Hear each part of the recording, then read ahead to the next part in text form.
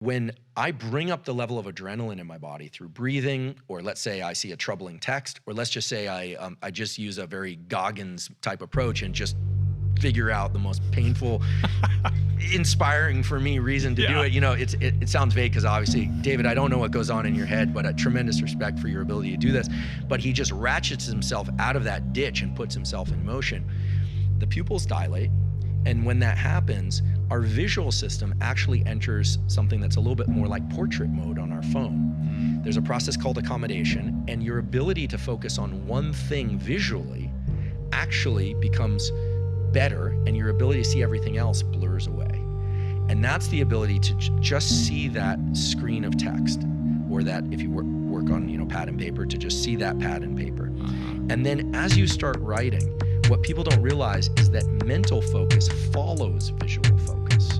In blind people, it's slightly different. It follows auditory focus. But in most people, your visual focus, as you bring that into really sharp relief, that image of your book, and you stare at it, you're gonna feel some agitation and your mind's gonna be jumping all over the place. But if you wait just a couple minutes, the rest of the world will disappear. I think this is sort of like the flow state people are looking for.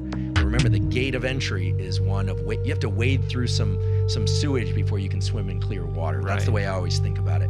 But the visual focus is what brings the rest of the brain into cognitive focus.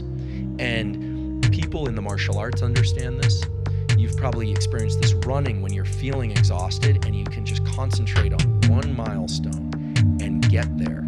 You can almost bring that into, like, what you're doing is you're linking that to the dopamine circuitry. You're saying that thing is the milestone, not winning the race, not some other thing outside this immediate environment, that thing. And when you're able to start capturing these peripheral circuits, meaning the body, the diaphragm, the visual system, then you start getting past this whole idea of mindsets, and it really becomes about the body setting the mind. And this is where I think when you say action leads the rest, right? What you're saying is grounded in real neurobiological data. There's also a shift in your perception of time when you're in that state. You know, suddenly your relationship with time becomes completely different. So I'm and really I don't glad know whether that, and I'm not like, you know, it's easy to say it slows down or it speeds up. To me, it's neither. You're in this weird liminal state where it's almost like it doesn't exist. It's not a relevant, like, vector in your emotional experience. I'm really glad you brought this up, because one of my obsessions is time perception. And, you know, having spent the last 20 years or so studying the visual system, what you start to realize is that space, meaning physical space, not outer space, but physical space around you and your time perception are absolutely linked.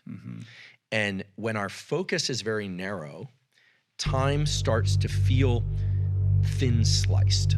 So you're right. It's not that it's going fast or slow. It's that you're perceiving more events per unit time. So it's like a metronome that's going faster.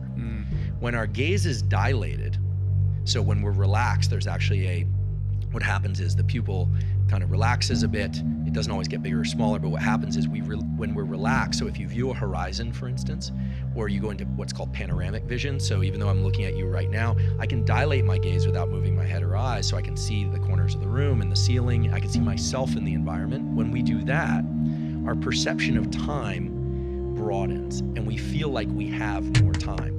And what we're doing when we do that, focus versus defocus, as I call it, or focal vision versus panoramic vision, is you're toggling on and off the autonomic nervous system for alertness. You're turning on and off that norepinephrine circuit. And so it's conscious control over a brainstem circuit. And this is why I don't like the phrase autonomic, because that means automatic. It's a misnomer. All the breathing, I can control my autonomic nervous system. I can breathe. I can control my autonomic nervous system. I can eat a big meal. I can control my autonomic nervous system. I can focus or defocus. And if you really look at the realm of high performance, what you start to realize is people who are very good at their respective sport or career, or in the special operations community, what they do, are exceptionally good at turning on and off these systems. So they're highly functional at achieving their milestones, but they're not spending out extra energy. Because when you go into panoramic vision, you start to uncouple this space-time thing and you get some rest and relaxation. The way to think about this is, so we go back to duration, path, and outcome. That's the most stringent, high-focus regime for the brain. The way to get better at duration, path, and outcome is to engage in activities that are low duration, path, and outcome, where your brain is not in modes of analyzing duration, path, and outcome. What's the one phase of our life when we're not thinking about duration, path, and outcome at all? Sleep.